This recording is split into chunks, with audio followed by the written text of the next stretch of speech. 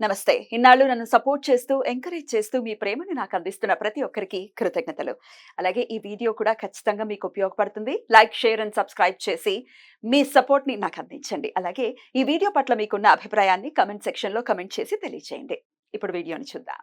నమస్కారం. శుభోదయం కార్యక్రమానికి స్వాగతం. ఈరోజు 27వ తారీఖు ఏప్రిల్ నెల 2024వ సంవత్సరం శనివారం. శ్రీ క్రోధినామ సంవత్సరం ఉత్తరాయణం వసంత ఋతువు.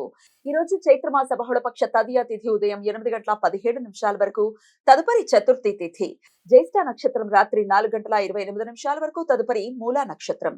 పరిఘ యోగం రాత్రి 3:24 వరకు, తదుపరి శివం యోగం. భద్ర అంటే విష్టికరణం ఉదయం 8:17 వరకు, భవకరణం రాత్రి 8:23 వరకు, తదుపరి బాలవకరణం ఉంటాయి. నక్షత్ర వర్జం ఉదయం 9:27 నుండి 11:06 వరకు, అమృతకాలం రాత్రి 7:22 నుండి 9:01 వరకు.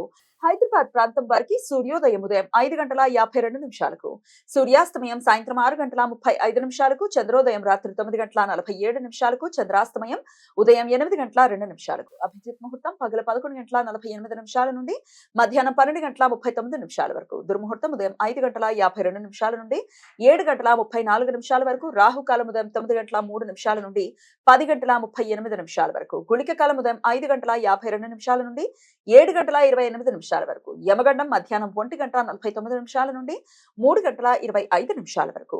ఈరోజు వికట సంకష్టహర చతుర్థి. చైత్రమాస బహుళపక్ష చతుర్థి తిథి రోజును వికట సంకష్టహర చతుర్థి అని పిలుస్తారు. భక్తులు తాము ఎదుర్కొంటున్న అన్ని రకాల ఇబ్బందులు అధిగమించడానికి ఈ రోజు ఉపవాసం ఉండి మట్టి వినాయక ప్రతిమను బియ్యపు పిండితో వేసిన గణపతి యంత్రం మీద ప్రతిష్ఠించి షోడశోపచార పూజలు చేస్తారు. నెరయన రవి భరణి నక్షత్రం 1వ పాదంలో ఈ రోజు మధ్యాహ్నం 2:57 ప్రవేశిస్తాడు. అప్పటి నుండి భరణి కార్తె ప్రారంభమవుతుంది. ఈ సమాచారాన్ని మనకందించిన వారు మేడికొండూరు విశ్వనాథ్ ప్రసాద్ గారు. ఆయనకు కృతజ్ఞతల్ని తెలియజేస్తూ గణపతి స్మరణతో సమస్త సన్మంగళాని భవంతు. నమస్కారం.